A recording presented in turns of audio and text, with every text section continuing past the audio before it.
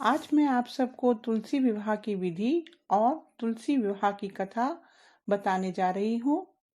भारतवर्ष में तुलसी विवाह कार्तिक मास की शुक्ल पक्ष की एकादशी के दिन किया जाता है। इस दिन तुलसी जी का विवाह कृष्ण जी के प्रतिरूप शालिग्राम जी के साथ किया जाता है। ऐसी मान्यता है कि शादी से पूर्व अगर कन्या द्वारा तुलसी जी का विवाह करवाया जाए तो भविष्य में विवाह उपरांत उसका जीवन अधिक सुखमय और खुशहाल होता है और इसके जीवन में आने वाले सभी संकट भी दूर होते हैं। इसके अतिरिक्त कुछ लोग जिनके घर में कन्या नहीं है और वे कन्यादान का पुण्य प्राप्त करना चाहते हैं, वे तुलसी जी का विवाह विधि पूर्वक करके कन्यादान का पुण्य प्राप्त कर सकते हैं। तो आइए अब तुलसी जी के विवाह की तैयारी शुरू करते हैं। एक तुलसी का गमला लें और इसे गेरू से रंग करें। उसके बाद गन्ने का मंडप बनाएं और 2 चौकी लें। एक पर तुलसी जी रखें और दूसरे पर श्री कृष्ण या विष्णु जी का चित्र रखें। ध्यान रखें कि विवाह से पहले तुलसी जी को ठाकुर जी के दाहिनी तरफ रखना है और विवाह संपूर्ण होने के बाद तुलसी जी को ठाकुर जी के बाएं तरफ रखना है। कृष्ण जी को ठाकुर जी भी कहा जाता है। अब गणपति जी को स्थापित करें और शालिग्राम जी को सिंहासन पर रखें। एक दिया तुलसी जी के आगे जलाएं। पहले गणपति जी को जनेऊ पहनाएं, तिलक लगाएं और दुर्वा चढ़ाएं तथा फूलों का हार चढ़ाएं।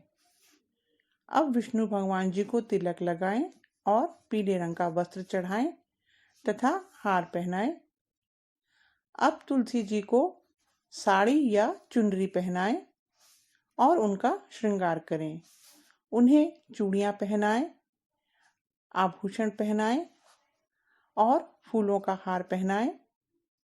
इसके उपरांत शालिग्राम जी को दूध से स्नान करवाएं और साफ कपड़े से पोंछकर सिंहासन पर बिठाएं।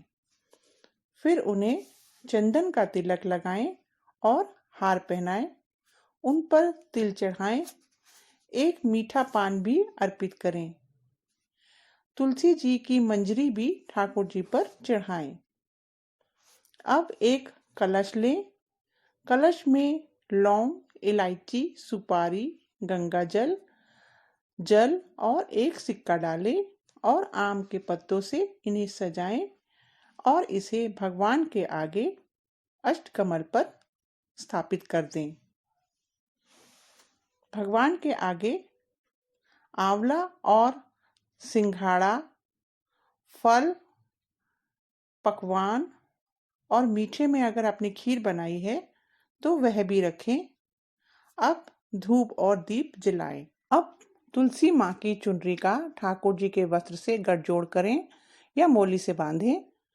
घर का कोई पुरुष शालिग्राम जी को हाथ में लेकर तुलसी जी की 7 बार परिक्रमा करे और सभी ओम तुलसाय नमः, ओम तुलसाय नमः, ओम वासुदेवाय नमः का जाप करें। बाद में तुलसी जी को शालिग्राम जी के बाएं तरफ रख दें। अब तुलसी जी की आरती करें और सब प्रकार के प्रसाद का भोग लगाएं। तुलसी विवाह की कथा इस प्रकार है। तुलसी जी पूर्व जन्म में एक कन्या थी जिनका नाम वृंदा था। उनका जन्म राक्षस कुल में हुआ था। बचपन से ही विष्णु जी उनको बहुत प्रिय थे। वह उनकी बहुत ही पूजा आराधना करती थी। जब वह बड़ी हुई तो उनका विवाह राक्षस कुल में दानवराज जालंधर से हुआ। वृंदा बड़ी ही पतिव्रता स्त्री थी। वह सदा अपने पति की सेवा करती रहती थी। एक बार देवताओं और राक्षसों में युद्ध हुआ। जब जालंधर युद्ध में जाने के लिए तैयार हुए तब वृंदा ने उनसे कहा कि आप जब तक वापस नहीं आ जाते तब तक मैं आपकी जीत के लिए अनुष्ठान करूंगी और जब तक आप वापस नहीं आएंगे मैं अपना संकल्प नहीं छोड़ूंगी। जालंधर युद्ध में चले गए और वृंदा व्रत का संकल्प लेकर पूजा में बैठ गई।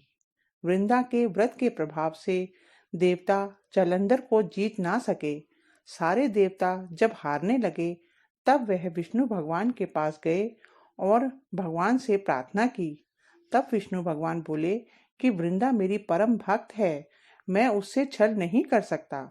तब देवता बोले कि इसके अतिरिक्त कोई और उपाय भी नहीं है, आप ही हमारी मदद कर सकते हैं। तब विष्णु भगवान ने जालंधर का रूप धारण किया और वृंदा के महल में पहुंच गए। पति को सामने देख वृंदा पूजा से उठ गई और उसने जालंधर रूप भगवान के चरण छुए।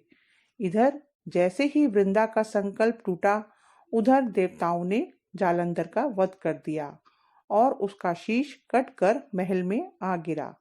जब वृंदा ने पति का कटा हुआ शीश देखा तो वह असमंजस में पड़ गई कि अगर यह मेरे पति का सिर है तो वह कौन है जिसके मैंने चरण स्पर्श किए।